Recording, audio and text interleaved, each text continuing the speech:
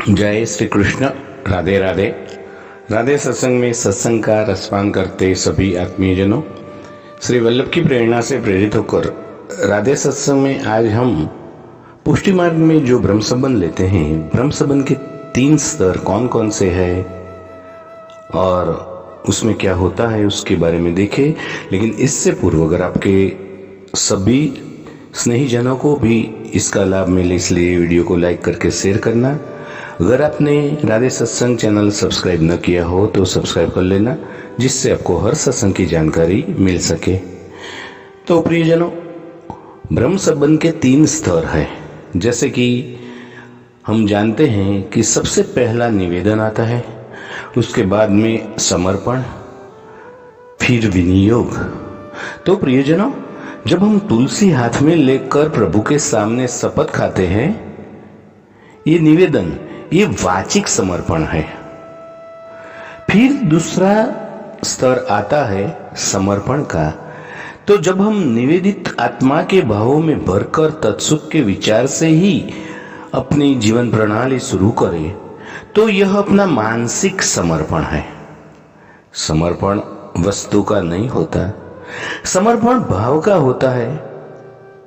वस्तु तो सबसे पहले सब जैसे अपने सत्व में थी वैसे ही समर्पण के बाद में भी रहती है, पर भाव मतलब अहंता ममता का समर्पण इसमें हो गया।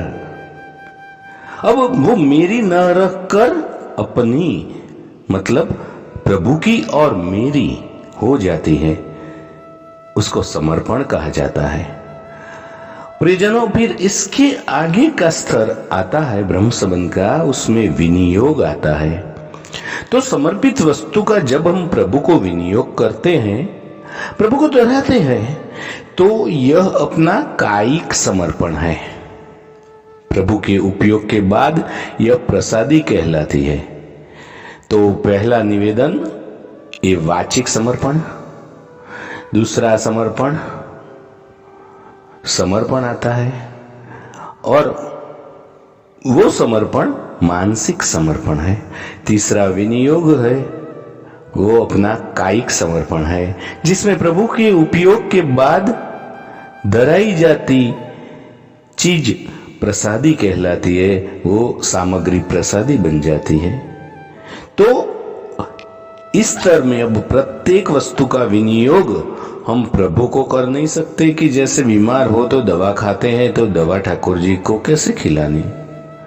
नजर कमजोर होने पर चश्मा पहनते हैं, तो नजर अपनी कमजोर हुई है ना, प्रभु को कैसे चश्मा धराना। तो प्रत्येक वस्तु प्रसादी नहीं हो सकती, पर समर्पित हो सकती है। कैसे?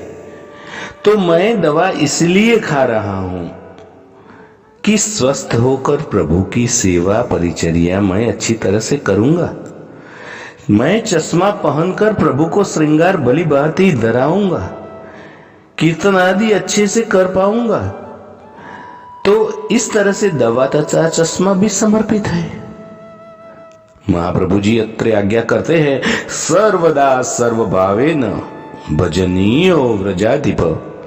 अब सोचने वाली बात यह आती है कि सर्वदा भजन सेवा कैसे संभव है? पर है, सोना है तो स्वस्थ हो के सेवा के लिए ही सोना है। नौकरी धंधा करना है तो सेवा में साधन जुटाने के लिए। खाना है तो सेवा के लिए देह टिकाना है, इसलिए। विवाह करूंगा तो सेवा में सहयोगी चाहिए, इसीलिए। अरे संतति चाहिए तो ठाकुर जी को वारसा लेने वालों को तो कोई चाहिए ना। तो सर्वदा निभा की नहीं, वार्ताओं में ऐसे ऐसे दृष्टांत भरे पड़े हैं, महाप्रभु जी के चिंतन की गरिमा दे। तो प्रियजनों, इसके साथ ही आज के सत्संग को श्री वल्लभ के चरणों में समर्पित करके अत्र विराम दें। फिर मिलेंगे राधे सत्संग में नई सत्संग के साथ। श्री वल्लभाधीश की जय। जय श्री कृष्ण। राधे राधे।